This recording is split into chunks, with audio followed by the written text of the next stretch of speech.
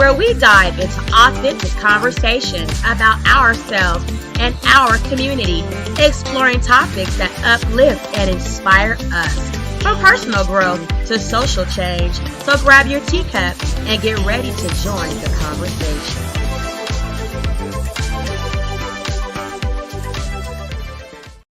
Welcome to Tanisha Talks Tea, where we dive into authentic conversations about ourselves and our community, exploring topics that uplift and inspire us, from personal growth to social change. So grab your teacup and get ready to join the conversation.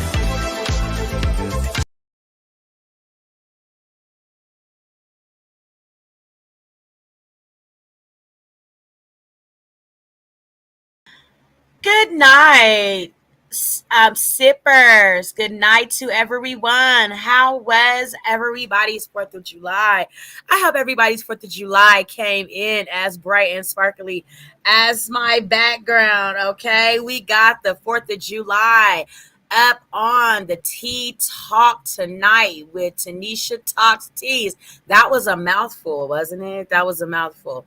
So I hope and pray the 4th of July was a spectacular one, a safe, fun-filled night of enjoyment, laughter, and living with your family and friends. Everybody around the 4th of July always gathers around the barbecue. I know we do as a family. Grandpa out there on the barbecue grill and what have you, and everybody just enjoying the festivities of the fireworks, right? Well, unfortunately, for some USAers, that was not the case. So, as you read in the title, we're going to be talking about all of the fun, what should have been fun-filled nights of firecrackers, enjoying our loved ones and friends, was mostly a lot of fuckery for a lot of Americans. First, let's start off by giving a shout out to all of the platforms we are streaming on. Hi, YouTubers. Hi, welcome to Tanisha Talks Teas. Thank you all for supporting the platform. Facebook. How are all my sippers over on Facebook? Thank you guys so much for joining the sippers on Facebook. We're not live on Twitch tonight, but we will be as soon as the API is back up and running. And we are also live on Kick. Hi, Kick. Thanks for welcoming us. We are kicking butt over on Kick, rising and shining as we do. So let's get right into the topic. Okay. We are talking about, did we have fun on the 4th of July, or was it filled with nothing but fuckery? When you come into the room, please remember to lift your teacups up to get them filled with the tea. Also, drop your teacups down in the chat. Let us know that you've become a sipper of Tanisha Talk Tea's channel. Okay? And like and subscribe. Let's get into this tea. Deadly gun violence tonight interrupting holiday weekend celebrations. 2 boys just 15 and 16 years old were killed in a downtown Indianapolis shooting early this morning. 5 others were injured. We should all be shaken by what occurred. Police say shots rang out as hundreds of teens were out past midnight without parental supervision. We are not your children's keepers. You are. And parents and guardians have got to step up. In San Francisco overnight, 5 people were shot, one of them killed, while police say at least 8 were struck at a Philadelphia bar. It comes as crime across the country has dropped significantly in the first half of this year. Compared to this point in 2024, homicides are down 46% in Seattle, 37% in Chicago, and have fallen 35% in San Francisco. What we're seeing now is actually just a continuation of a trend since about 2023. And everything supporting that the rates are dropping by large numbers. Even as this weekend shows, there's more work to do. Shaquille Brewster, NBC News, Chicago. We thank you for watching, and remember, stay updated on breaking news and top stories on the NBC News app or watch live on our YouTube channel. So as we just heard, there were massive shootings in Indiana. Lots of children were out and about, okay, where they were shot and brutally injured in Indiana on the 4th of July. Our prayers go out to them and their loved ones. As we heard the police say, they are not our children's. They're still popping fireworks here outside. So pray that they're safe outside behind me. Nonetheless, they are not our children's keepers. They are not responsible for our children out after dark and with illegal fireworks. That is our job as a parent, family member, and community to protect our own children. And the police are fed up. Now, I don't know about the gun violence being down in Chicago and Indiana, because all I ever see is their numbers climbing and their death toll climbing as well. I mean, it's usually in the populations of impoverished and gang-related people, things of that nature, people of color and of minority. Okay, so we're going to go on to the next story. Remember, drop your teacups in the chat. Let me know that you are sipping tea with Tanisha Todd. Unfortunately, more violence in the city. So far, at least 40 people have been shot and 6 killed across Chicago. There were 40 people shot on the 4th of July weekend due to gun violence. Gun violence. Y'all, I don't know what's going on with my background. It's supposed to have the fireworks up. Let me check my stream and see what's going on. 1 second.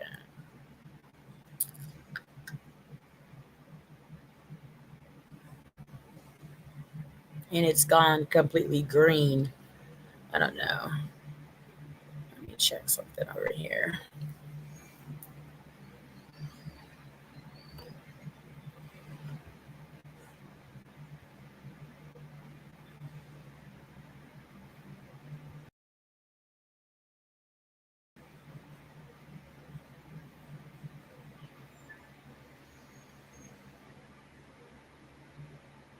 So it's gone completely green.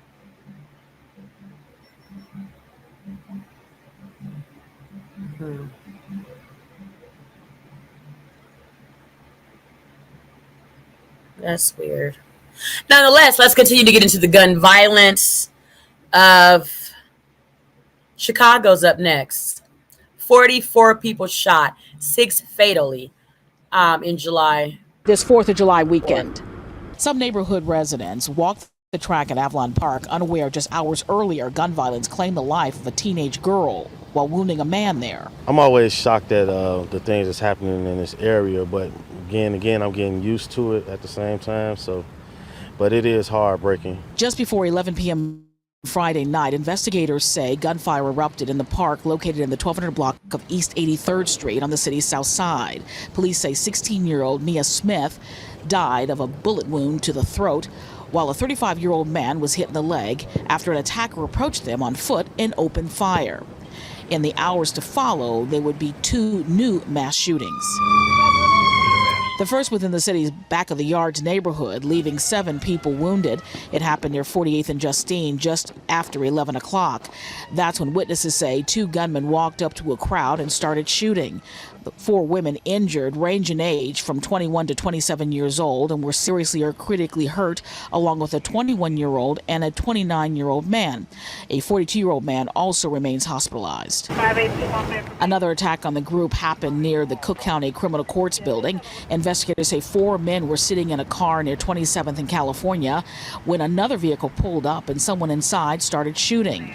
The men, who range in age from 25 to 33 years old, each suffered multiple gunshot wounds. Street pastor and anti-violence activist Dr. Donovan Price says he's concerned about what feels like an uptick in gun violence. Sometimes it's about plain evil.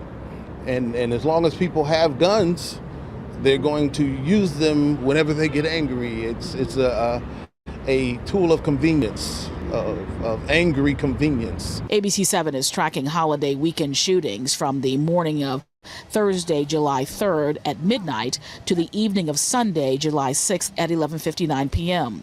At least 44 people have been shot, resulting in 6 homicides, a concern to some Chicagoans fearful about their safety. I have 2 sons, and I'm very concerned about them. I have 2 brothers, one that was murdered and one that was shot, so it's affected me personally. Police continue to investigate, but so far, no one is in custody and no arrests have been made. All right, we're going to end that right there. 44 people. 7:15 here on the East Coast. Welcome back to Life Now from Fox. Good morning to you if you're just now tuning in. I'm Gina Francine. We are following some breaking news, which takes us out to the windy city of Chicago. Take a look at your screen as Fox 32 Chicago reports. Before we get into that, we're going to go back to the last story. 44 people also, dead, shot. 44 people shot, 6 fatally injured. Not sure if they, succumbed to their injuries or however have you. Chicago has been under a, state of emergency for about 2 decades now, if not longer than that. My mother's from Chicago, and my grandmother and my grandfather migrated to Chicago from Memphis when my grandfather was in the military, and it corrupted my uncles. And so my grandmother, decided with my grandfather as a family to relocate my family back further down in the lower region of the Midwest.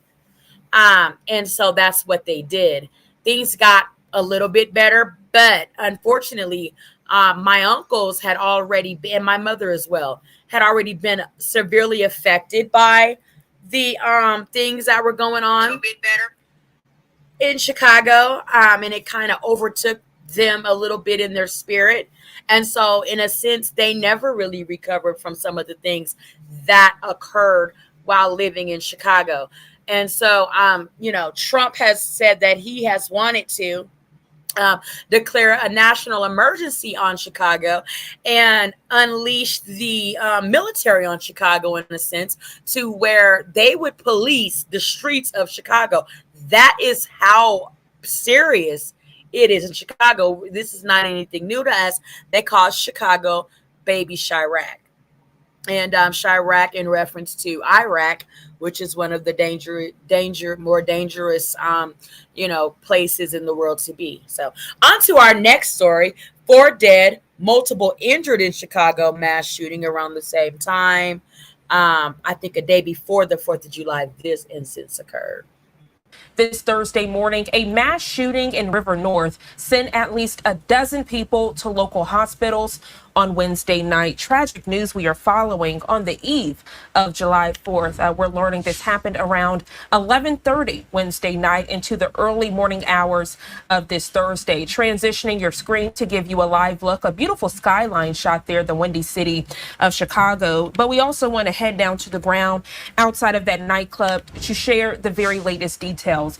You can see markers are still on the ground outside of that nightclub on this Thursday morning. We're learning at least 4 people have died from gunshot wounds. 14 others have been hospitalized following a drive-by shooting in Chicago. Police confirming that information this Thursday to our content partners over at the Associated Press. They say at least 3 were in critical condition from that wounded toll. The shooting happening late Wednesday in Chicago's River North neighborhood. Several media outlets said it happened outside a restaurant and lounge that had hosted an album release party for a rapper.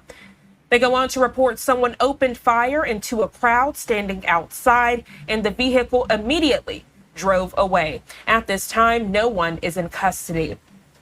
Now let's head back to the preliminary information from police. Police reporting that 13 women and 5 men ranging in age from 21 to 32 were shot, and that the dead included 2 men and 2 women. Those shot were taken to multiple hospitals in the area. Chris King, a spokesperson for Northwestern Medicine, said the emergency department was evaluating several people injured in the shooting, but he could not provide the number of people that were actually sent to the hospital, nor could he provide their condition.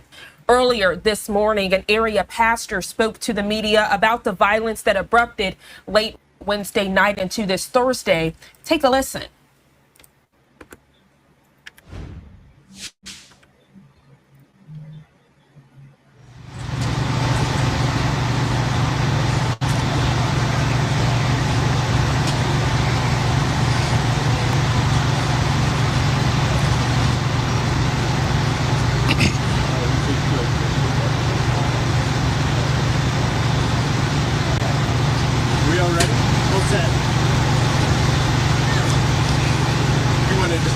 Yeah. Pastor Donovan Price, Donovan Price, Solutions and Resources. What have you learned about what happened here last night? When I arrived last night, it was absolute chaos. From people screaming to blood on the streets to people laying on the streets, just a massive police presence, just horrific, more than I've ever seen. And seems that there was some album release party, people coming from that. A SUV pulls up and just opens fire on a crowd of people, and 18 shot and four dead at this point. And the worst I've seen, just people wanting to find their other people, find who was alive, finding who was, where their phones were, because they dropped them in the chaos, so they couldn't even couldn't even find their car keys. It's something that you wouldn't expect to find in the city. We have a lot of shootings, but nothing like this. Something you wouldn't expect to find in River North, but speak to that part of it, and also speak to the fact that this was an album listening party, female rapper from Chicago, and yet it drew this crowd. We're hearing mostly women, and yet this SUV pulled up with multiple people inside and opened fire. Yeah, well, I think it's time out. It should be time out for, I didn't expect it to happen here, because it's happening everywhere. It can happen anywhere. I think people should realize that there's no place too good for it. There's no place too bad for it. It as long as evil exists, as long as we have a preponderance of guns and stupid people who have no respect or knowledge of life, then this is going to happen. And it was mostly women, and that didn't used to be a thing, and it's it's devastating. And have you heard anything from anybody about what, if anything, preceded this? Like if there was a fight inside the club, there was a disagreement, there was an argument. I haven't heard anything like that. More or less, it seems like everybody was shocked that this happened. An unlikely, place, even though, rap has this kind of thing that people expect, in Chicago especially. And so a female rapper from Chicago in River North, it could be a recipe for disaster, but any mass gathering seems to be a recipe, or at least a big chance that something like this could happen. And I went to the hospitals, 3 hospitals after this, and the scenes there were almost as chaotic as here, of people trying to find their loved ones, if their loved ones were at that hospital, trying to find information. Some people hurt themselves still. It was the city just was not a place to be. It felt bad to be in Chicago last night, but we can make it through. We can heal. We need to pray, though. We need to pray seriously. Pastor, you respond to difficult situations all the time. Obviously, this one is substantially worse than many of the other Yes. ones. Yeah, it's been a long day for you. What's keeping you going right now? Just the need of people to have someone there to help them, someone to pray with them, someone to pray for them, someone to, as I did when I was here, help them find their person, help them find out which person went to which hospital, there's a need for somebody to be there, and if I can be blessed to be that person, no matter the wear and tear it is on me, I'm blessed to serve the city of Chicago. Pastor Price, unfortunately, last year was a mass shooting in Chicago. This same location, a different name years ago, had another fatal shooting. Is there any advice that you want to first give folks that may hang out over the 4th of July holiday? And then my second question is increase security patrols for some of these establishments that may attract music lovers where these types of incidents occur. Patrol, I think this 4th of July weekend, we all know, can be a violent weekend. People need to definitely be careful where they're going, maybe even rethink where they're going and where they're hanging out. There are some places, not to say this place, but there are some places that you have to watch out for. There are some scenes and crowds. You are a target for the person in that crowd that has beef with anybody else. And so you have to watch that. You have to watch who you hang out, or maybe it's time to make your circle smaller and maybe stay home and have a small, intimate barbecue at home or something. Crowds may not work. Pastor, how quickly were you able to get here? I got here in 17 to 20 minutes, yeah. Yeah, about 11:45. So again, we know that these 4 people killed. The numbers are all over the place, but 18 people shot. Absolutely. Apparently a drive-by situation. What is the call or the mandate on police to make sure that whoever is responsible is caught? Well, absolutely. They have a car. This looks like an area that has lots of cameras, so I think they'll do their job. Superintendent Snelling is very capable, and this is one thing they need to find these people, because if they've done something like this, they're going to do it again. They think it's okay, and in Chicago it's not okay, and I absolutely hope they find this person.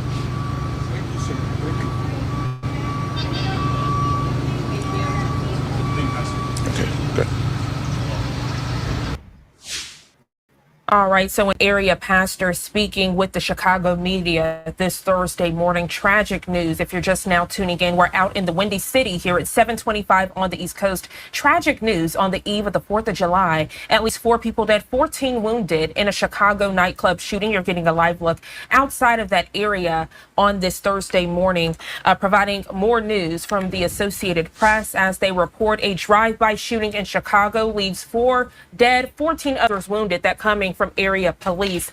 As we do know, with those people wounded, we don't know their condition. So depending on their condition, unfortunately, that death toll could increase. We are monitoring the situation with our content partners over at Fox 32. Again, learning that there was a rapper having an album release party, and they say from there, that's when this tragedy unfolded. Of course, stay tuned to Live Now from Fox for the latest developments.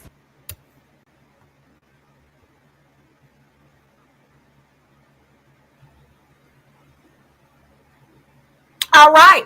That was another very massive Tonight, shooting. breaking news. The desperate search for survivors following catastrophic flash floods in central Texas. Okay, that's and prayers going out to Texas. So they are under massive floods. So pray for your loved ones. Pray for your loved ones. Check in on your loved ones, okay? Next on 4th of July, fun or fireworks filled with mayhem. We are leading the way on several breaking stories overnight. We want to start at the Banks, where 3 people are now in the hospital after a shooting along Mering Way. WLWT News 5's Richard Childs is live with more on what we are learning this morning. Good morning. Sorry, guys. 1 second.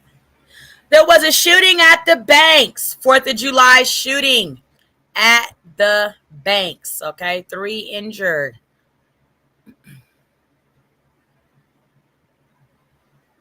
We are leading the way on several breaking stories overnight. We want to start at the Banks, where 3 people are now in the hospital after a shooting along Mering Way. WLWT News 5's Richard Childs is live with more on what we are learning this morning. Good morning, Richard.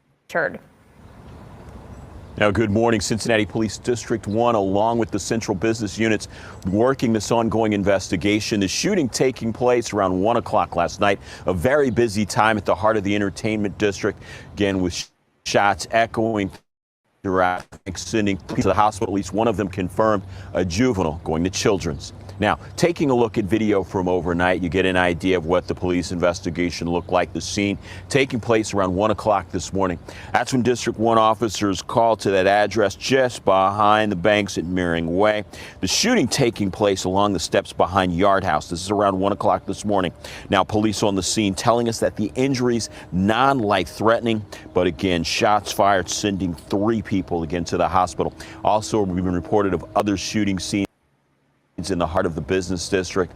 Again, a very busy night for Cincinnati Police District 1 officers and the central business units as well. Now, as Cincinnati police continue their investigation, they're not releasing a lot of suspect information. Police as well withholding the names of those victims, including that one juvenile who went to Children's Hospital. But as they continue their investigation, they are asking anyone with information regarding these latest shootings in the city to contact Crime Stoppers. Reporting live this morning from police headquarters, Richard Childs, WLWT News 5. All right, Richard, thank you.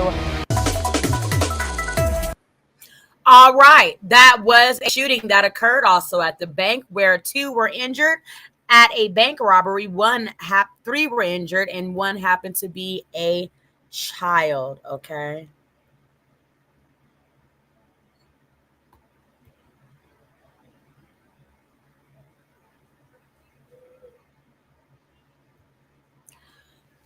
Remember, loved ones, keep your loved ones safe. It is not the police's job to police our children who are out and about, okay, popping illegal fireworks, not under the supervision of a parent, okay? There are too many shootings, too many deaths, and for our youngsters to be taking it upon themselves to use the day when fireworks sound like gunshots to go and unload on a crowd of people at a nightclub and kill and injure so many severely and devastatingly is not acceptable. As they're saying, we need to keep our children in line and teach our children a better way to respond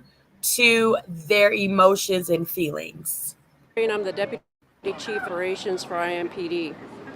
As always, this information I'm about to share with you is preliminary and subject to change. Before I get to the incident, let me say that my thoughts are with everyone that was impacted by this incidents of violence out here tonight, including the victims, their families, and the first responders that were managing this chaotic scene and rendering aid. Here's what we know so far.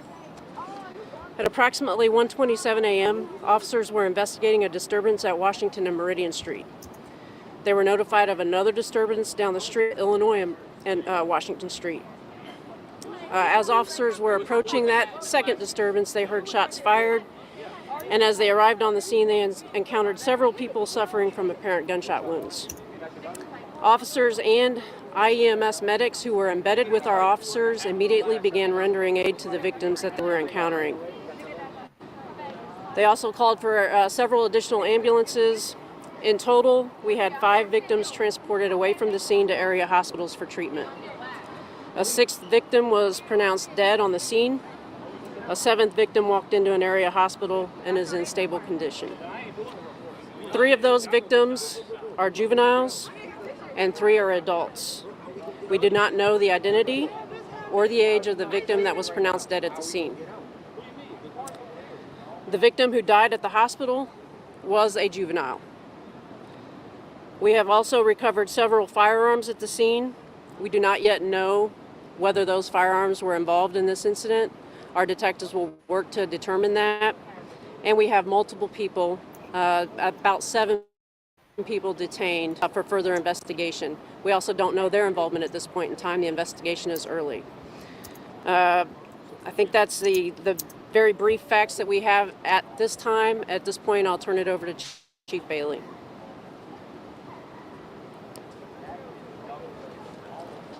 Chris Bailey, Chief of Police for the Indianapolis Metropolitan Police Department.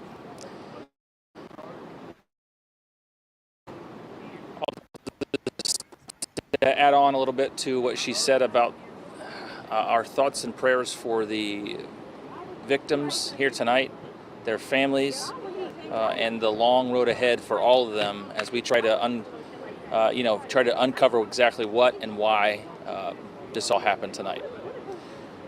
This kind of violence, whether downtown or any of our neighborhoods, is completely unacceptable and unnecessary. Unnecessary. Thousands of people came downtown tonight, enjoyed the fireworks, and went home.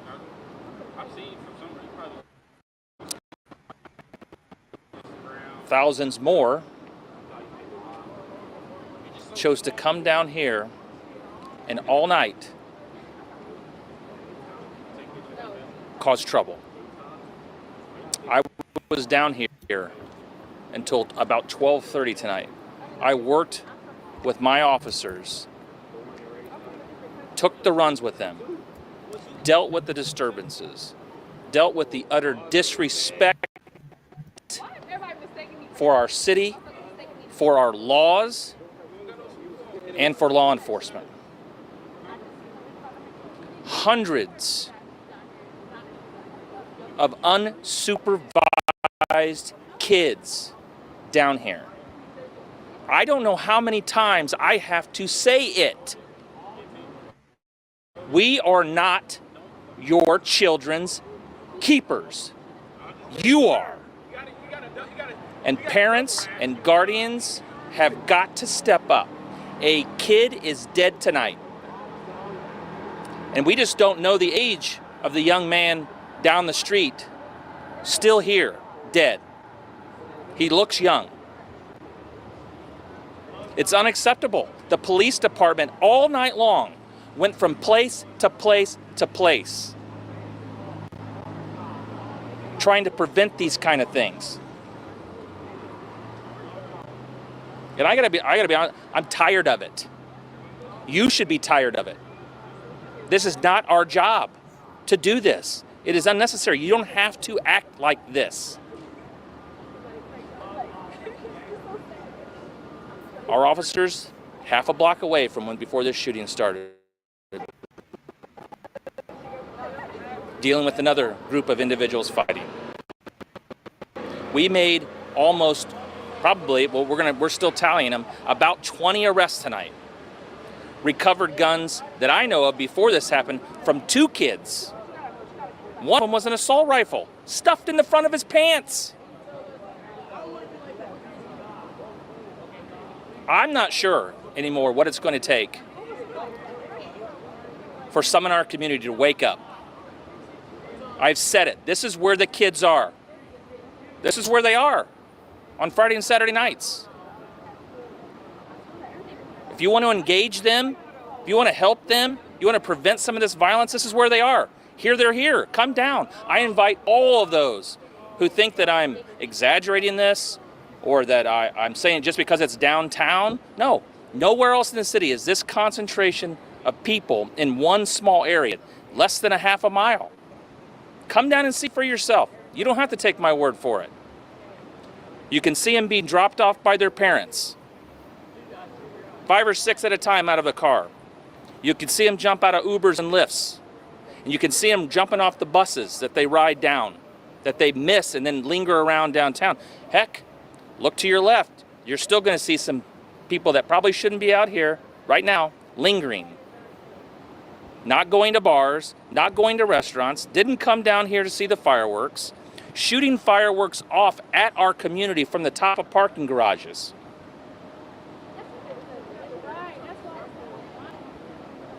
Unnecessary. Any questions? Is it going to take other city departments to step up? And No, see, we keep going back to what's the government going to do? What's the city going to do?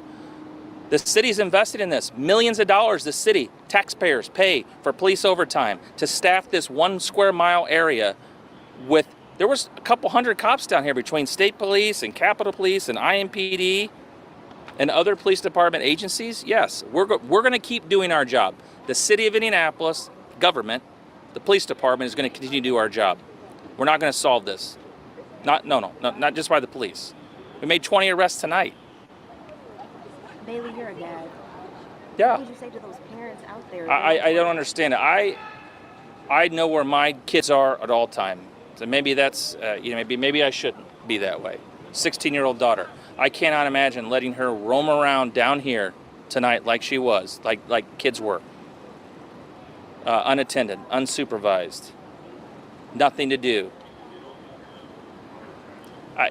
Some of these individuals that were shot could have been very well not engaged in any kind of disturbance whatsoever, but it just caught up in a crossfire.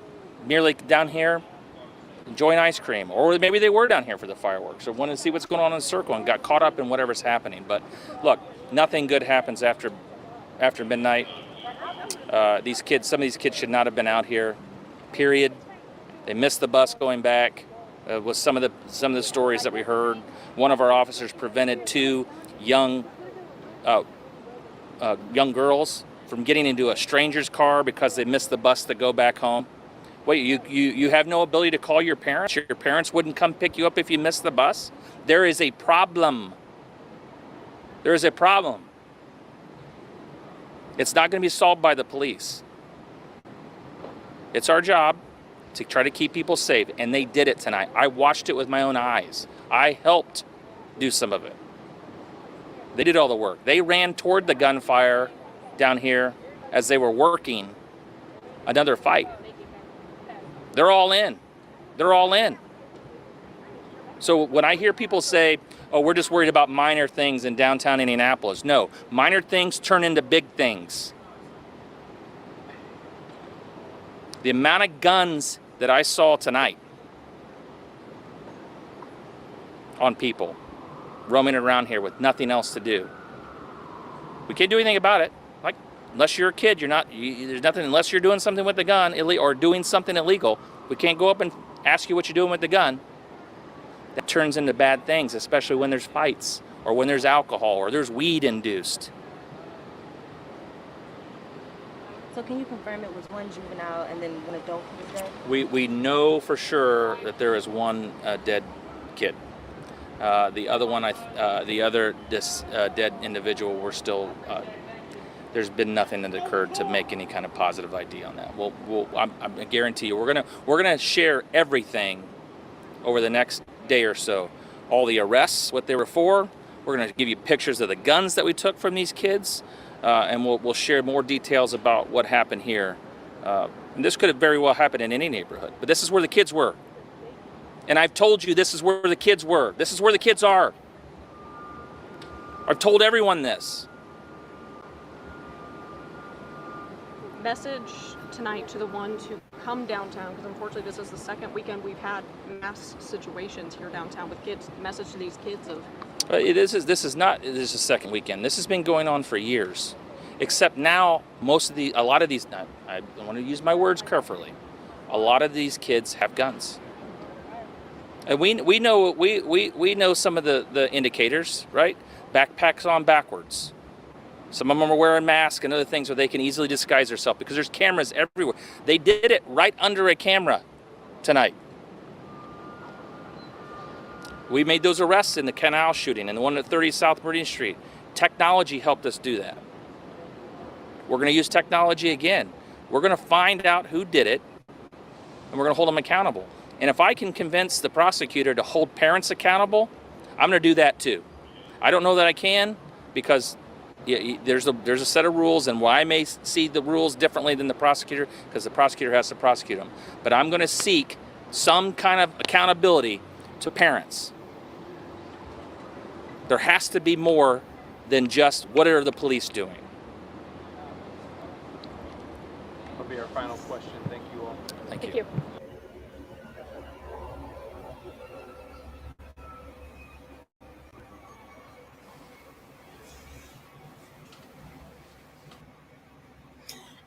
you heard the officer say. He's tired of the YNs killing, My name is Tanya Terry, and I'm the Deputy Chief of Operations raping, and for IMPD. aping, as we can say that on YouTube, not the R, hard R, but aping on the YNs, aping, shooting on their streets. Period. Okay, they are tired of policing children that need to have supervision by their parents or guardians so that these instances and moments do not occur.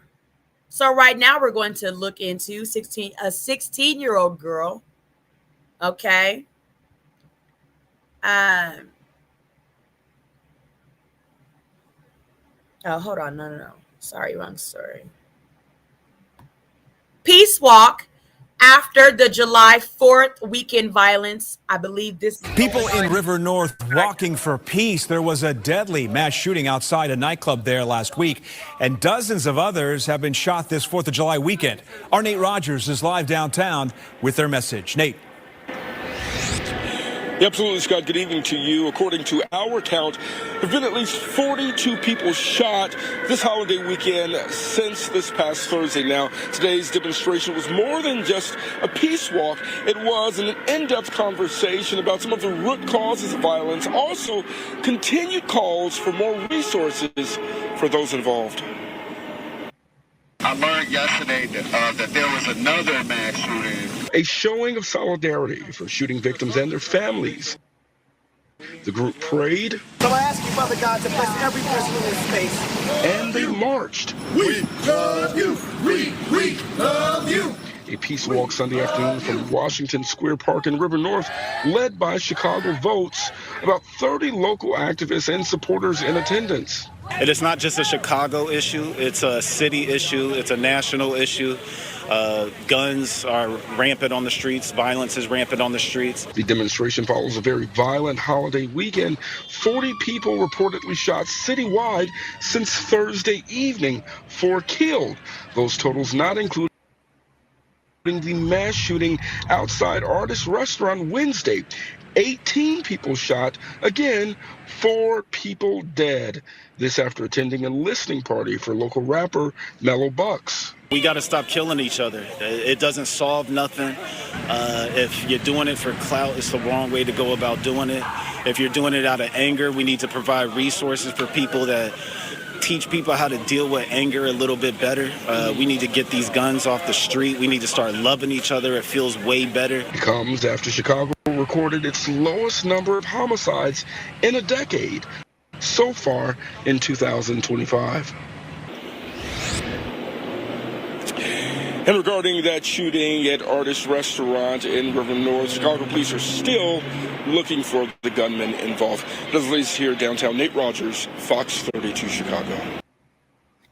So they don't know where the gunman is of the shooting at the restaurant for the Mellow Bucks artist dropping a release album at the restaurant. People in River North walking for peace. There was a deadly. They don't know. So, that's just something else, going on in the community where people are using under the guise of, the 4th of July fireworks, okay, to max that with gun violence, okay, because it's a little hard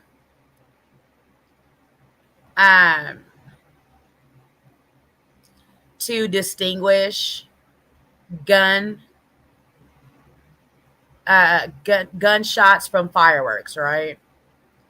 So, yeah.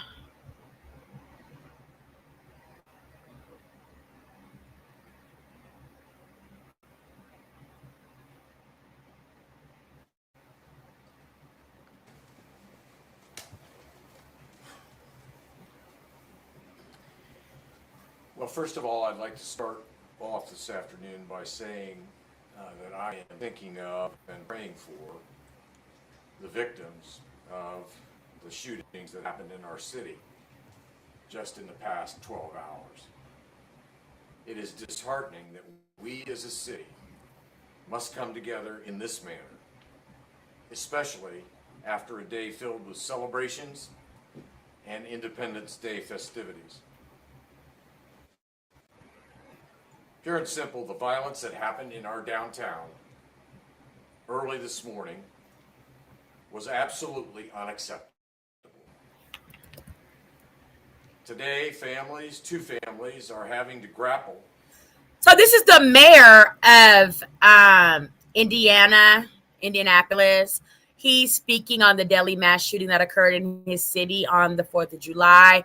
Remember, drop those teacups in the chat as we are sipping the tea on what should have been a fun-filled night with family and food turned into a lot of fuckery, fire-filled gun violence, okay? Mayhem, death, and destruction.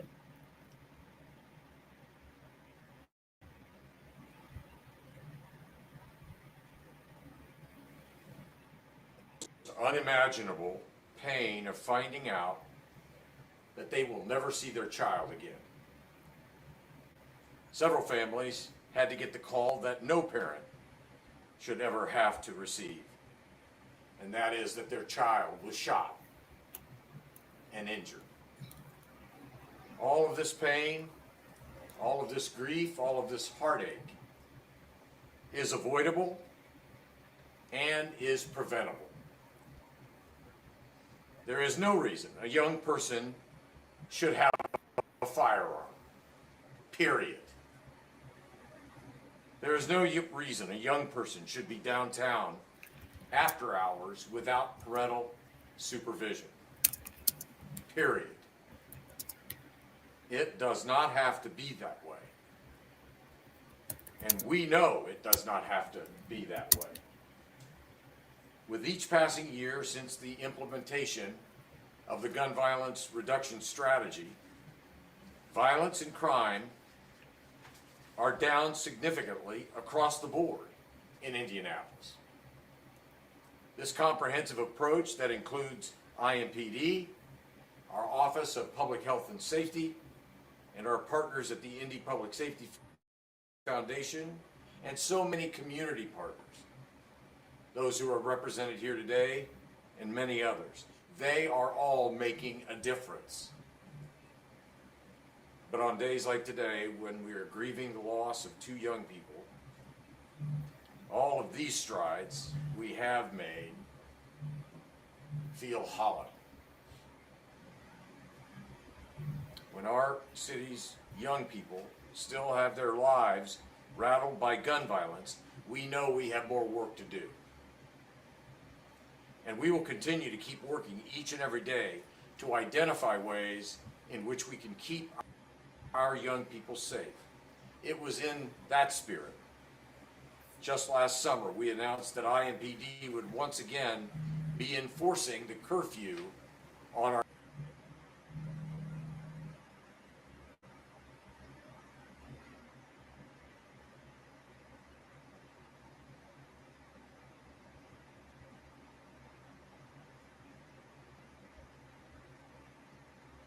youth.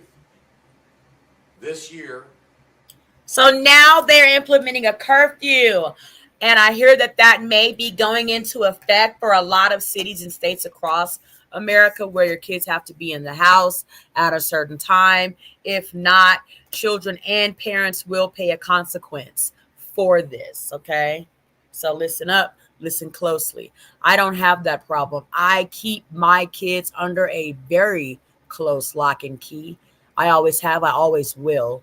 And so I don't have a big concern about that. I know children are going to be explorative creatures and, you know, not always obey and, you know, situations of that nature. I am a very involved mother. And so if my children, you know, pull the, oh, I'm going to leave, I will get in my SUV and I will track them down, you know, like a hunter, essentially, because I did do 12 years in the Girl Scouts. So, and yeah, that's just the way that I mother. That's the way I parent. I try to spread that energy to, the rest of the mothers, because the last thing we want to do is bury one of our children because of our negligence to keep an eye on them, and to also let them know the severity of the dangers of being outside at a very young critical age, not understanding your environment and surroundings and getting yourself hurt. So I encourage all my sippers to please be vigilantly diligent on supervising and monitoring your kids. We do not want the police to monitor our children, because, especially us minorities, we know how those things can turn out. Since we have prioritized education over enforcement, trying to ensure every parent and guardian takes responsibility for their children in the overnight hours. But it is clear we must do more. So over the coming days, my office, along with IMPD, DHS, and our community partners, will be taking steps to begin active enforcement of that curfew for our young people in our city's downtown. Before I pass things over to Chief Bailey, I want to offer my full-throated support as the Chief Executive for our city for curfew enforcement, and I want to thank the men and the women of IMPD to know that I stand behind them as they work every day and every night to protect and serve our community. Chief, let me know how I can best support your officers. Davis Coloni. I'll do whatever I can to make sure we have all the tools necessary to hold people accountable and to keep our city and its downtown safe, especially in situations like the one your officers dealt with this morning. So having said all of that, I give you Chief Chris Bailey, Chief of the Indianapolis Metropolitan Police Department.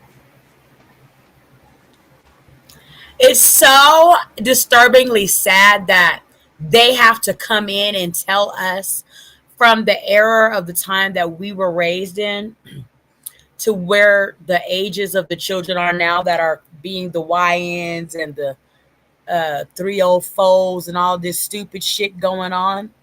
Okay. That our kids are behaving in this manner, because we knew better. We knew to get our asses in the house when the street lights came on. We knew that if we did it, it would be severe consequences. Even if our parents were not at home, we were at home, making it home, so that nobody told them we weren't there. A neighbor, somebody telling your parents, you didn't come in, or you not giving your mama that call at her job from the house phone, letting her know you made it in. When she comes in, the dishes are done, the house is straightened up, and you're in bed tucked in, silently and soundly. So it's like, it's just wild that our children from the era 80s, 90s, 70s that we grew up in are the exact children that these police officers and mayors are fucking talking about. We really, really ought to be a complete shame of ourselves. A complete fucking shame of ourselves. And a lot of our mamas and daddies were crackheads, prostitutes, and people of the night. And we still had a level of understanding in our spirit that they still didn't play no games. So I don't know what is this shit that is going on with why our children are as defiantly evil and evil spirited as they are, but they are. And they're ones to watch out the fuck for. And it's very disturbingly sad. start off by saying what occurred this morning is not who we are. We're so much better than that. Okay. Our kids don't want to be shit. I know of children, and I also have experienced things in my past from, being growing in the 80s and 90s that, we always didn't have the brightest things to look to around us in the future, like every single second of our lives. But a lot of us still looked for the light at the end of the tunnel and were optimistic for the future, for an outcome that we could live with peacefully today. Whether that was being a firefighter or a police chief or a political person in the community, or opening our own food truck, or making our own clothing, or being a nurse, or doing customer service, or being a coach for a little league team, or whatever the have you. It was not staying in circumstances that we were involved in the community that may have sometimes thrown us into the wilds of life and staying stuck there. So I don't know what's wrong with our young kids. I hear young kids all the time say they don't give a fuck about living or dying. I have never in my life said anything like that. Okay, this is disgracefully disgusting. It's disgracefully disgusting how our children, from the times that we came up in, are living. And if we really want to be honest with each other today, our future looks bleak for a lot of our fucking families. Very dark, bleak, sorrowful, and miserable. The level of violence is not reflective of the city that we love and the communities that we proudly serve. My heart hurts for those we've lost and for the families that remain to pick up the pieces. Their pain must be unimaginable. I'm going to give you a little bit of an update on the case last night, and then I'll have more remarks after that. At about 1:27 a.m., officers who were already working downtown dealing with a disturbance heard shots fired just about a half a block from where they were at. They ran toward that direction. When they got to the area of Washington and Illinois, they found 6 victims suffering from gunshot wounds. One 16-year-old 6 victims. This is a mass shooting. Okay, just like in Chicago, that was a massive shooting that occurred. Okay, it's not all over, the airwaves like it would be if it was a school shooting or something of the sort. But it was a mass shooting that occurred at the nightclub in Chicago for Melly, the rapper that released an album, or however have you, album release party she was having. That was a deadly mass shooting, okay? Just like this was. Was declared dead on the scene, and the other 6 were transported to area hospitals. One of those victims, a 15-year-old male, was declared dead at the hospital. A 7th victim with gunshot wounds walked into Eskenazi Hospital after self-transporting themselves. The status of the other victims, I don't have it all at this point, but we'll follow up with the PIO office to get that information. But of those shot, one was 16 years old, one was 17 years old, 2 were 19 years old, and 1 was 21 years old. We should all be shaken by what occurred. We cannot grow numb to the violence in our community wherever it occurs. And we cannot accept this as normal. I stand here today angry, heartbroken, frustrated because too many lives are being lost.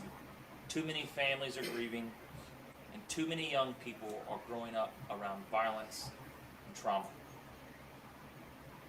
But I also stand here with even more determination to solve this problem. I was down there last night. I took runs with our officers all night, and we had hundreds of officers out throughout the weekends who show up to ensure the safety of those enjoying our downtown. And I appreciate their willingness to protect our city, and they are equally as frustrated as all of us are right now. They ran toward danger again. As others were fleeing the gunshots, our officers ran toward them. They are the best of us, and I'm proud of their courage and commitment.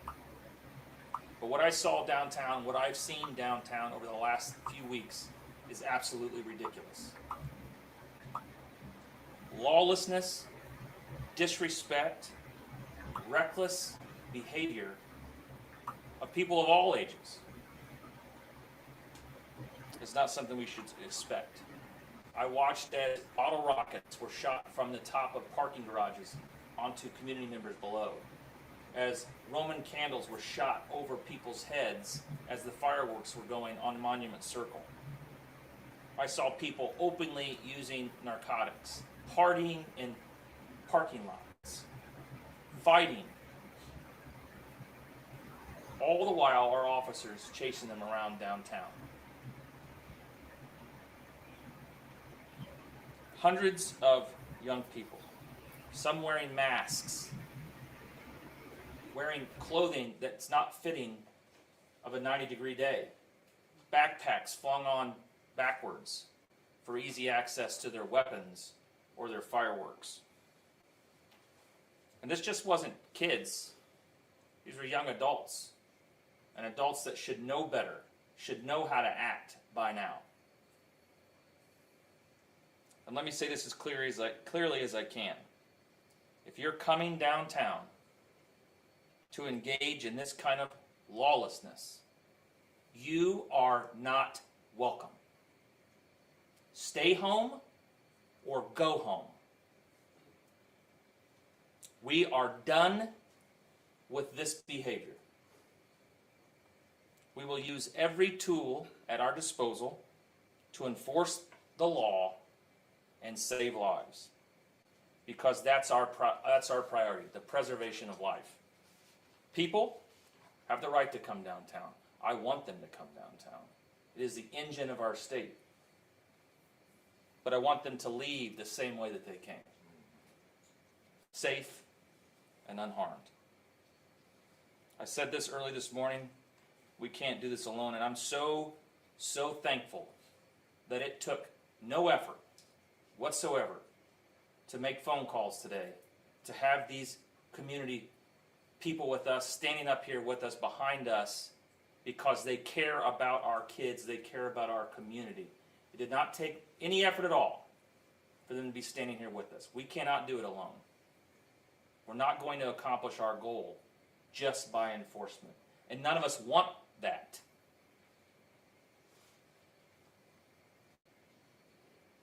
Earlier this summer, we launched a Know Before You Go campaign, trying to set clear boundaries from parents and guardians to their children, talk to their kids about what the curfew is, decide how often they would check in, pick the best ways to stay in touch, use technology to know where they are, know their friends and their friends' parents.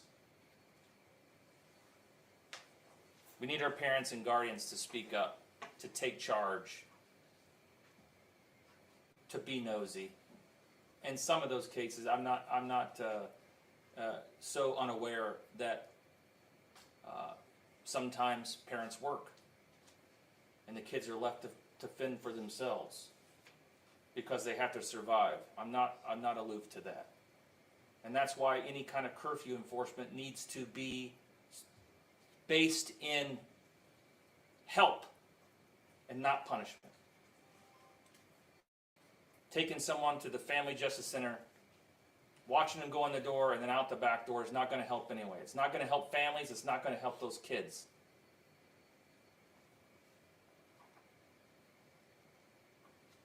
So, some changes that we're making today As we move forward,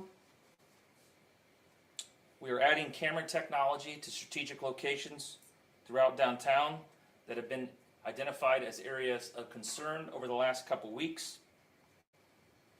Our Assistant Chief Wally is working with the divisions to add additional police resources downtown, which will be there for the foreseeable future.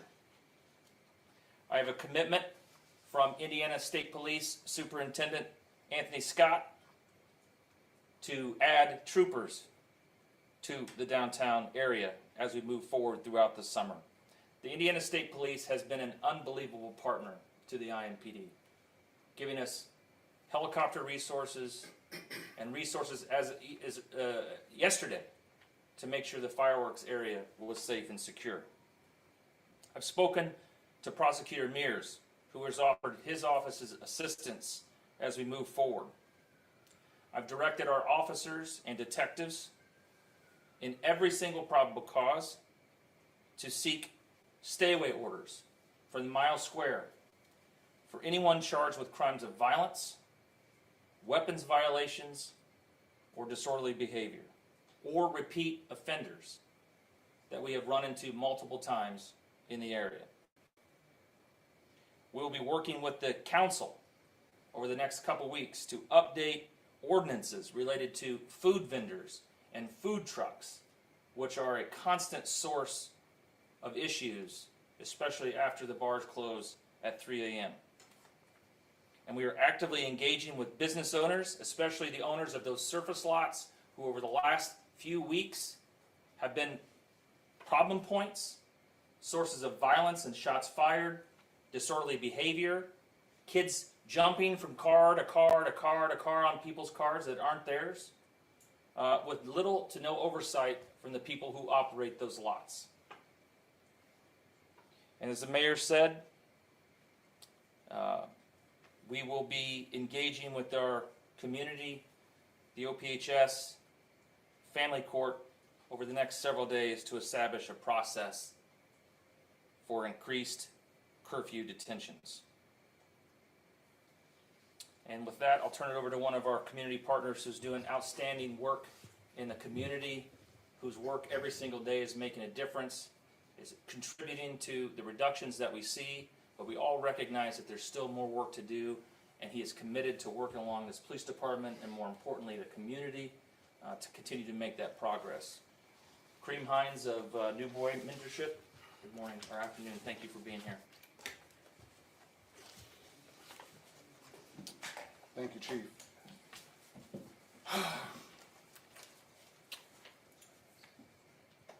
I stand before you humbled, shaken, disturbed, literally shaken.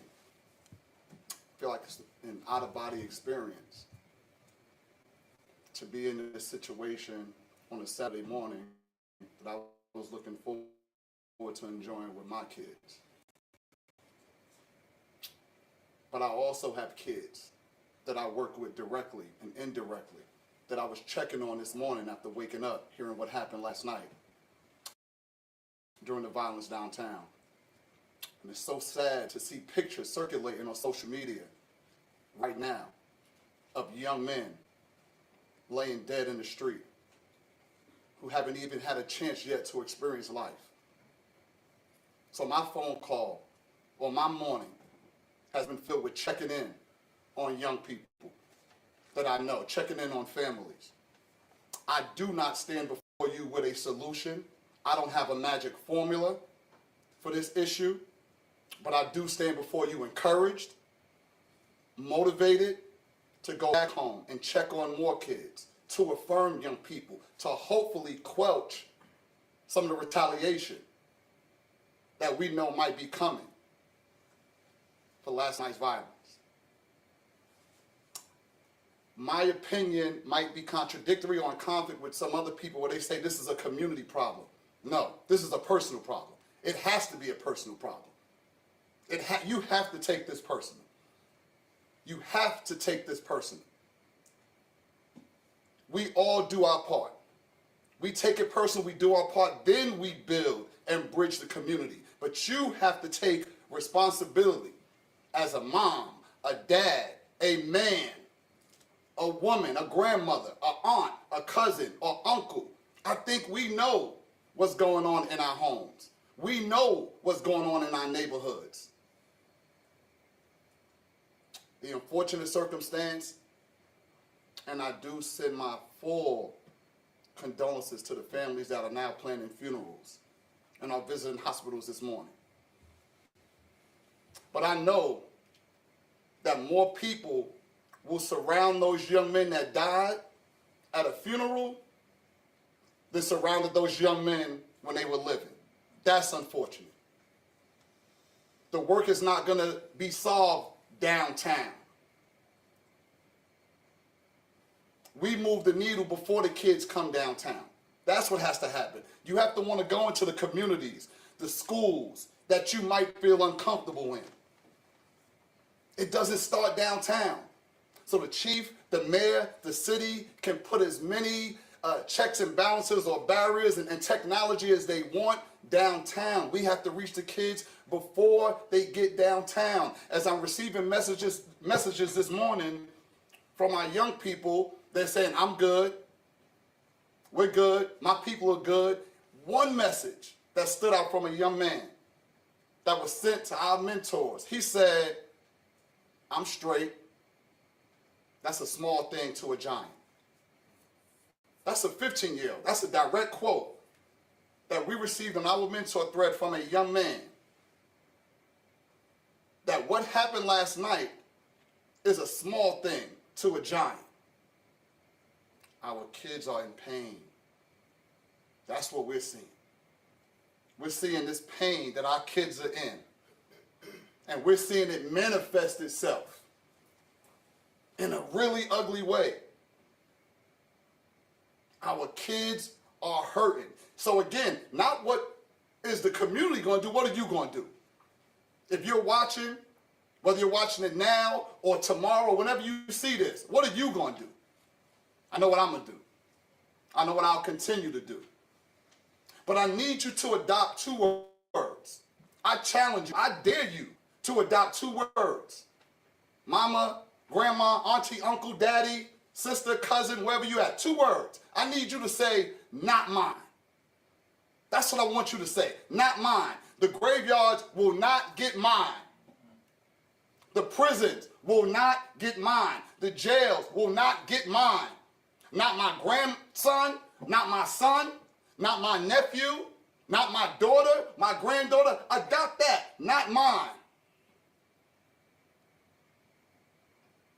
Social media, not mine.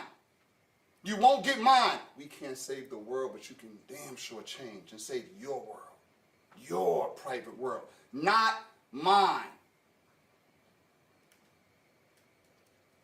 So as we move forward as a city and we go through this grieving process, understand our kids are grieving just as much. We have some families that are hurting, but imagine all those kids who saw what they saw last night. Imagine their little brothers, little sisters that have to hear what happened. It's a trickle-down effect. And sometimes we don't understand until it hits your front door. It's now hit your front door. Make it personal. It is now on your doorstep. It is personal. And I will say this, the website is newbreedofyouth.org. Mom, grandma, auntie, uncle, daddy, send your son to me. Send your nephew to me. No capacity. Send them to me. Send them to us. We have collaborative partners we will work with, that we are working with. We have activities for the summer. They want to fight, we got a boxing ring. You want to work out, we got a gym. You want to spit some rap? You want to get in the studio? We got a booth. You want to earn some money? We got a young entrepreneurs program. There's nothing we will not do to make a connection, not only with a young person, but the family. No excuses. My phone number is on the website. My email address is on the website. You can reach out to me directly. There's no 6 degrees of separation with me. 1 degree. And that 1 degree of separation is you. Reach out. If not me, somebody else. There are programs in the city. There are kids doing amazing things in this city, and we have to start highlighting that. Let's start putting that on the news. Let's start highlighting the amazing things that some of these kids are doing. We are sending kids off to college. We are sending kids off to the military. I am frustrated, but I am encouraged. I am motivated to get back to work. And with that, I'll introduce you to my pastor, Mr. Richard Rice.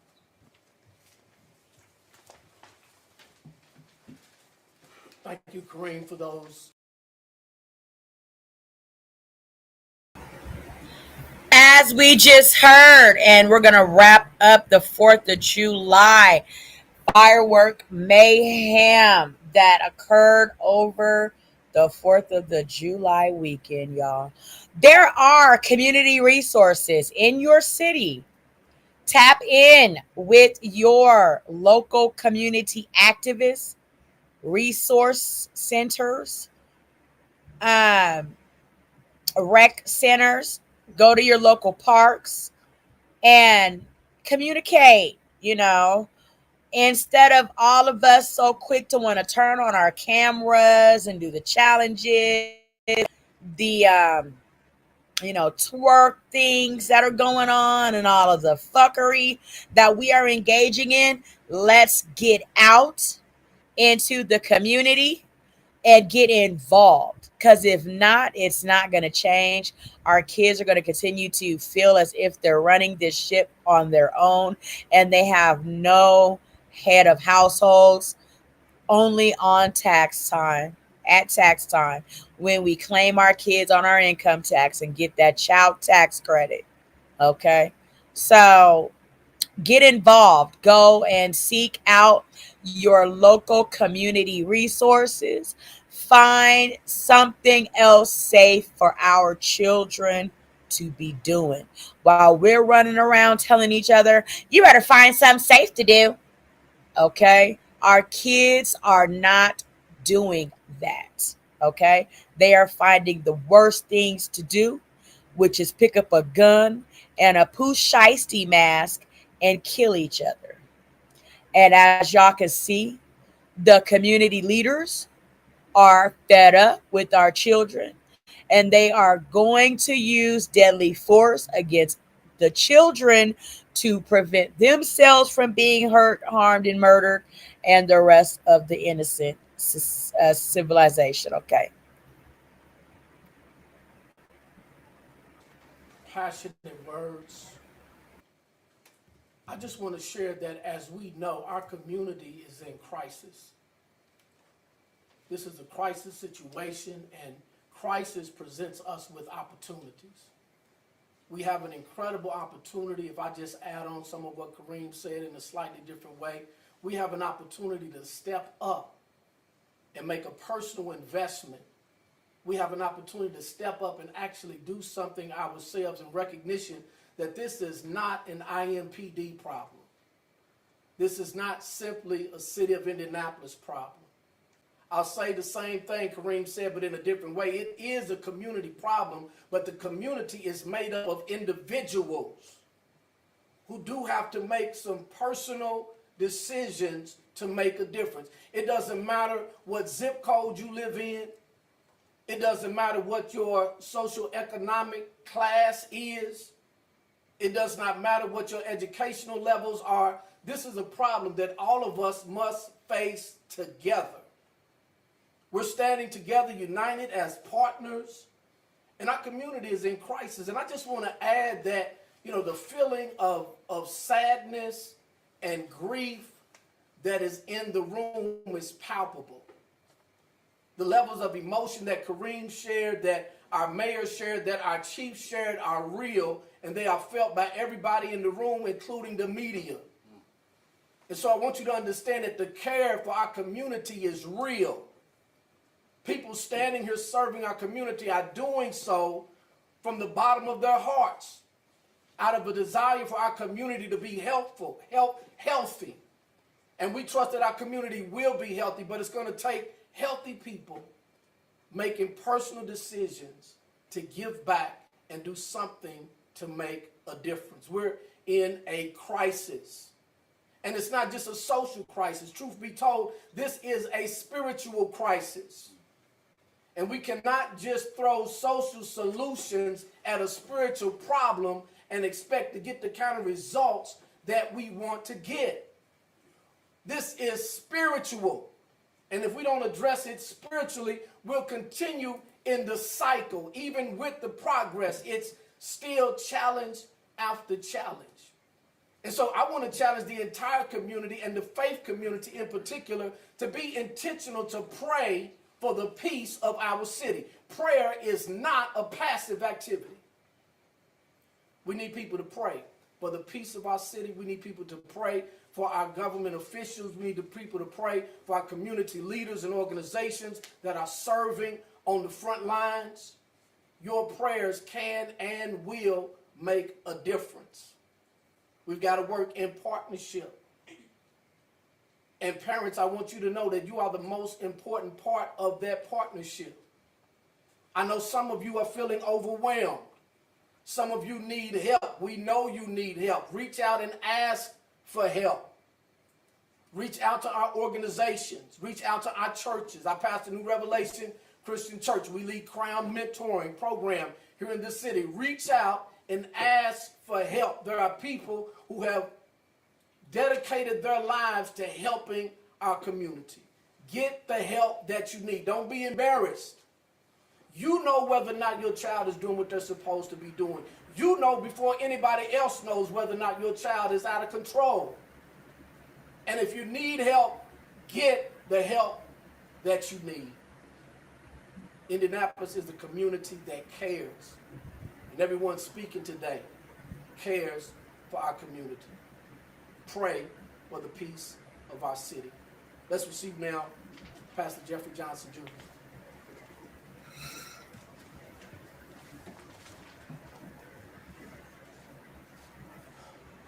Good afternoon. My heart is broken.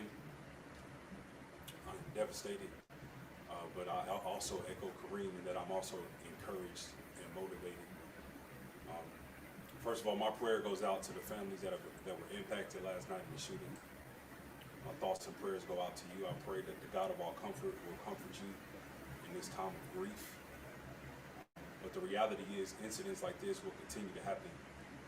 When we defund our schools and our social communities, organizations, when we take away books but leave guns, we leave our children idle to their own devices. And it's not a time to point fingers. I echo the leaders that have already spoken. This is going to be a communal effort. It starts at home.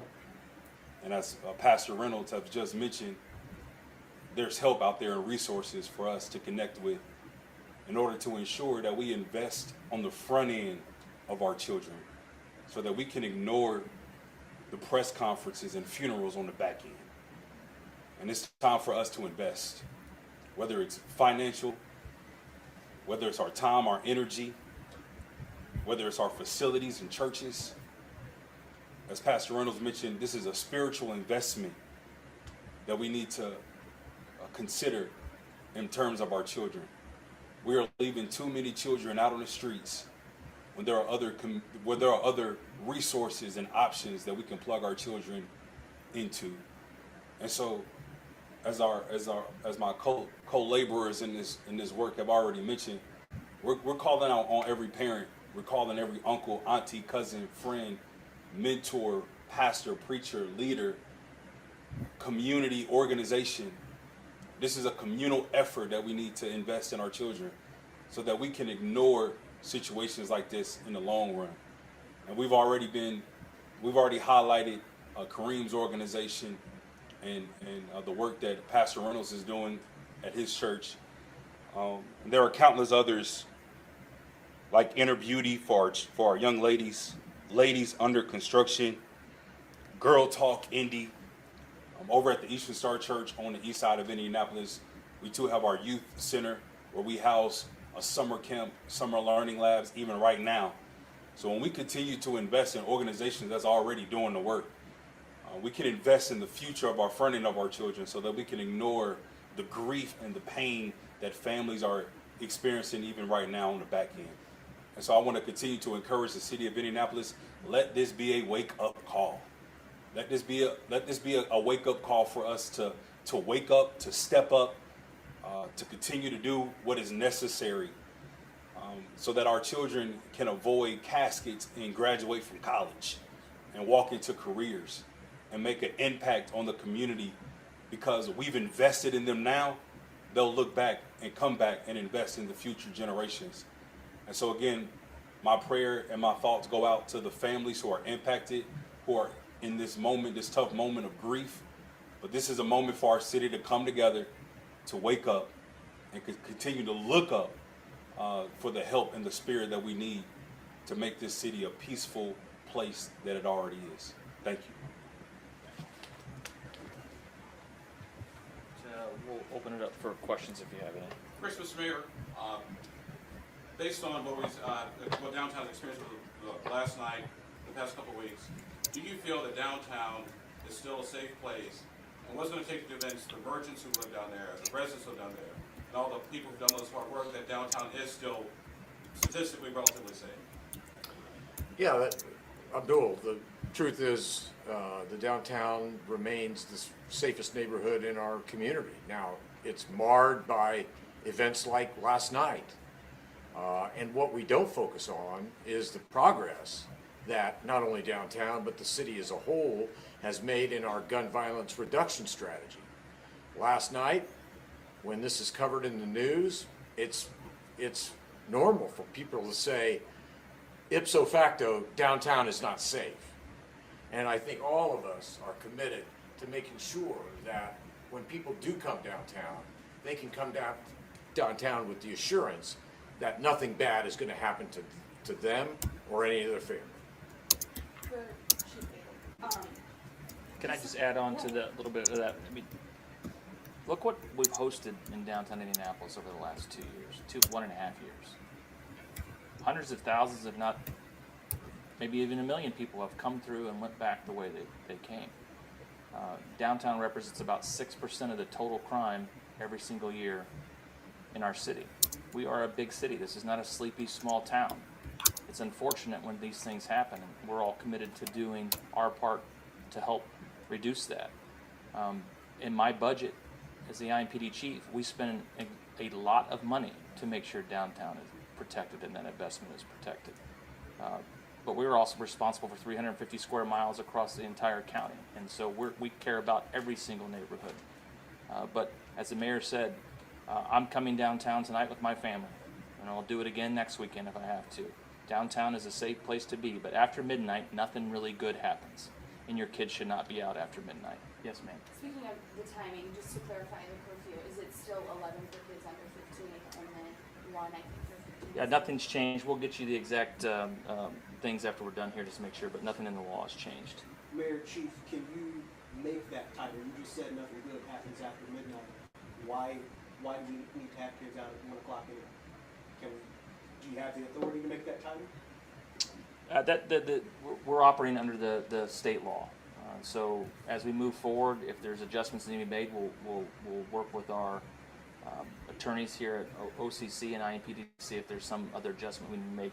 If it's a local ordinance, remember, ordinances are those are not arrestable offenses; those are fines, right? So, and then even as a juvenile, when you take someone into custody for curfew, it's not a crime; it is a status violation. There's no penalty associated with it.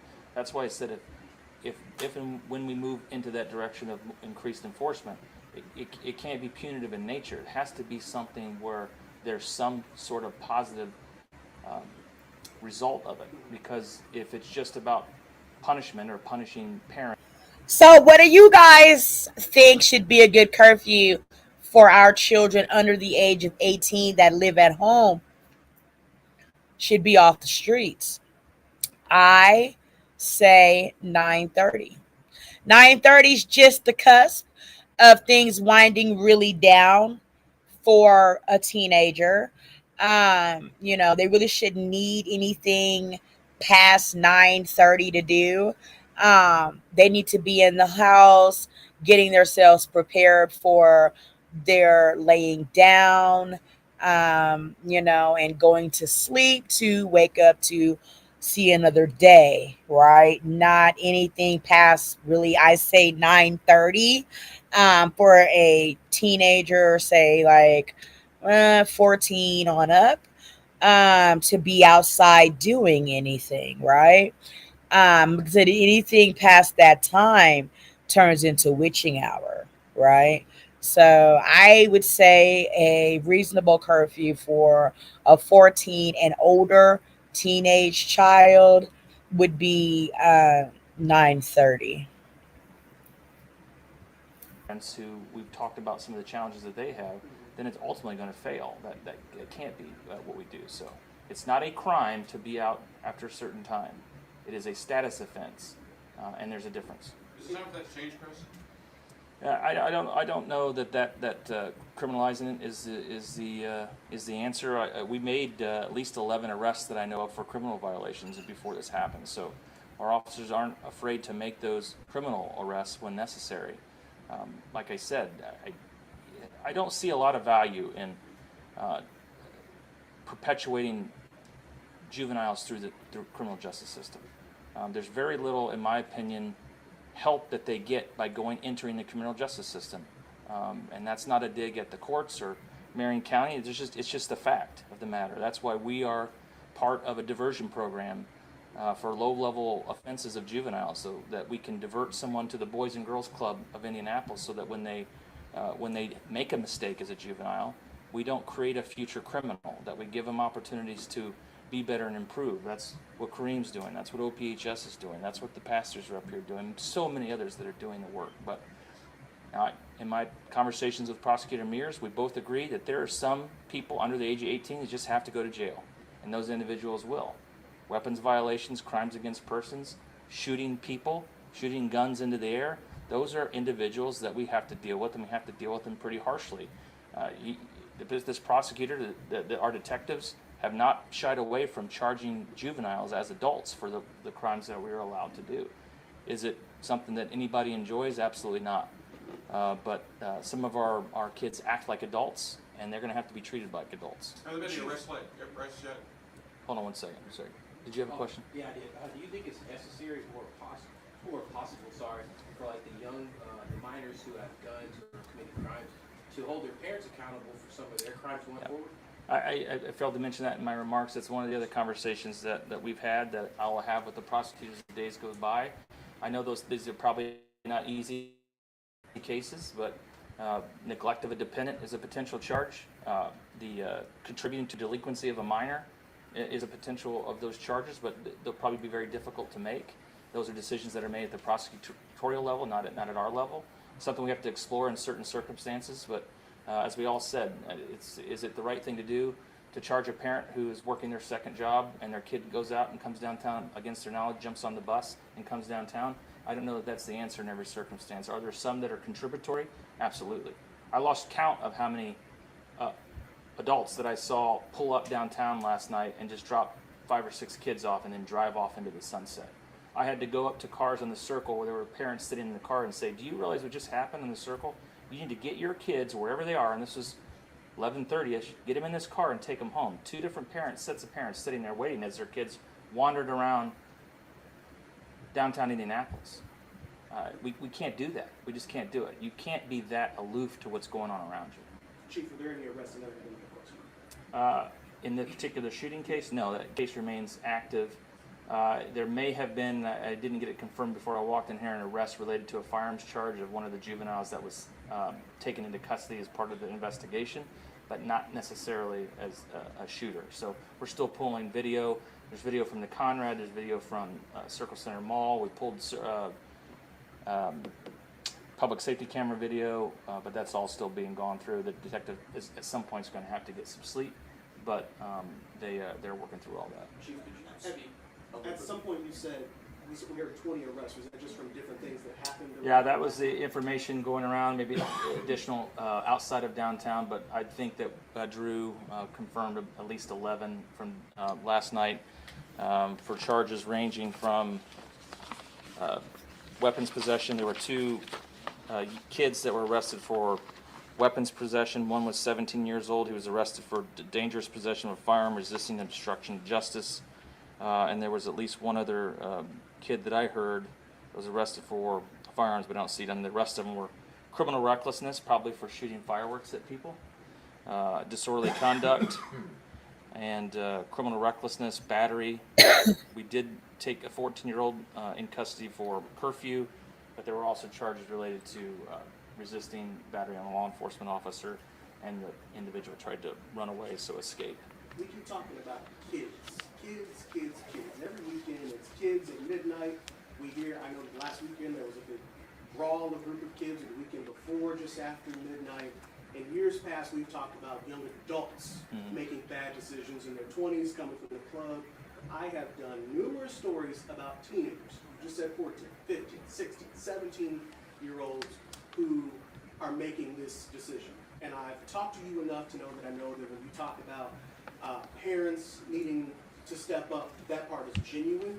But I work with kids. A lot of these folks up here work with kids. And sorry to say, but the parents today suck. And a lot of them are lousy and are not going to step up with what you are saying. So a couple people have brought up this point. And they've said, whatever time curfew is, midnight, 12:30, whatever. What if you got all the community organizations that work with the city? I'm talking from the Boys and Girls Club to New Boy to whoever's doing a lock-in. Get these resources downtown and start telling these kids, hey, midnight is curfew. And if at 12:30 you are not out of here, we're going to put you on one of these buses. And I'm not talking about locking people up. I'm talking about finding the parents. We're going to put you on one of these buses. We're going to go to the parking lot of the Community Justice Center, because if we don't pick you up here, there's a chance you're going to come out of here anyway, either at the morgue or from the courthouse. Call your parents. Your parents are going to pick you up here, because you were saying you were seeing them dropped off. Well, when they come pick them up, you're going to find out, why is your 14-year-old out here at 1:30 in the morning? And the goal is to find the parent, not trying to lock the kid up. Yeah. But some way we have to get the parents, and I hear your passion. We could say it at midnight, where are your children? You know where your children are. But could you get, and if you say, well, that's going to be a lot of resources, that's why we got these community organizations, Boys and Girls Clubs, Simpson School, resource officers down for school districts who might know these kids and say, you either get your parent on the phone or you're going to spend the night here, because the alternative is you've got 7 kids who are coming out of a hospital, 2 that'll be coming out of a morgue, and countless others that of young people, young adults who are going to come out of the community justice system anyway. So it's either we take care of this in the parking lot before you have to come out of one of these buildings. Well, I mean, I think it's what the mayor and I both said, that over the coming days we're going to work with our community partners to try to figure out something exactly that path. We'll take one last question. Yep. You said there's going to be increased police presence downtown. We're Indiana State Police and IMPD as well. Could you just be a little bit more specific about the numbers for those? And where Yeah, I mean, it's going to fluctuate. So last night there was an event, which was a very successful event. Families, people came downtown. They watched the fireworks. After the fireworks were over, they left. The individuals that we dealt with all night were not interested in watching the fireworks. So there was increased staffing downtown. On a regular Saturday night or Friday night, we run what's called special event teams downtown, usually 2 or 3 of those. We have to make sure those are filled. Our officers are working a lot of overtime and have for a considerable amount of time. So getting people to voluntarily work those overtime shifts is getting more and more difficult. So since Chief Wally is working with the both divisions, both operations and investigations, to make sure everybody in our department knows this is an all-skate. For events, all these things, it's not just going to be on the backs of our operations uniform officers. We're going to get detectives out. We're going to get administrative personnel out into the field, so we can make sure that that downtown in every neighborhood, because if something happens down here significant like that, then we have to draw resources from every other neighborhood, and that's not fair to those neighborhoods. But this is where the people are. You're right.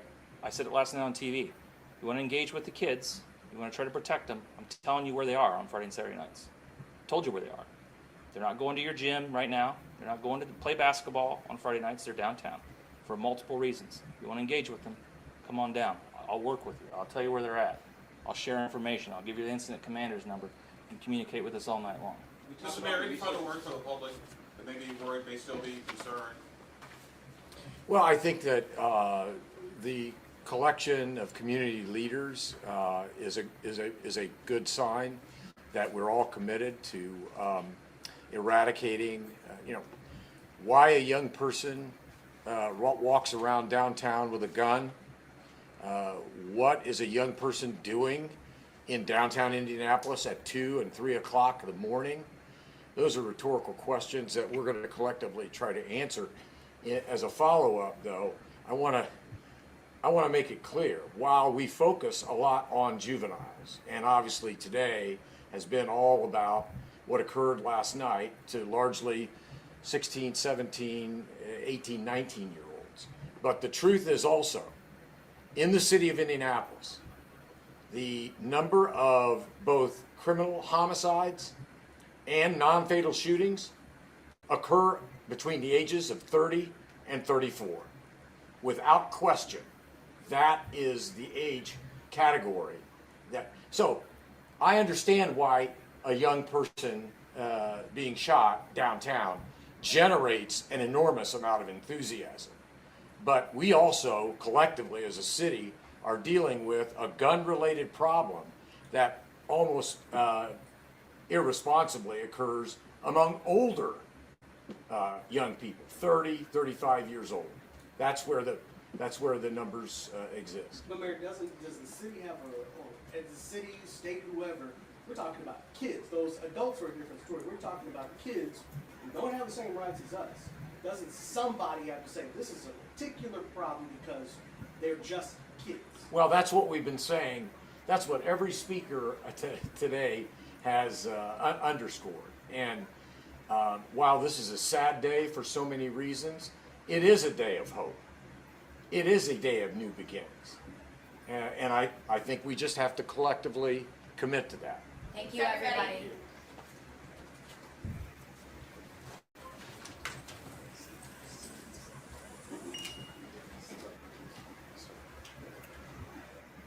That's going to conclude our coverage over the 4th of July. Fun-filled fireworks turning into fuckery and people using gunshots as a way, fireworks as a way to cover up the actual fact that they were putting on a display of gunfire. So I hope that you guys are protecting your peace over your family. Please pray over your family. Faith is null and void without works. So please work on it inside your family. That way, when you go out into the community, it'll spread. Okay. Thank you guys for watching Tanisha Talks Teas. Until next time, stay sipping and safe. Bye.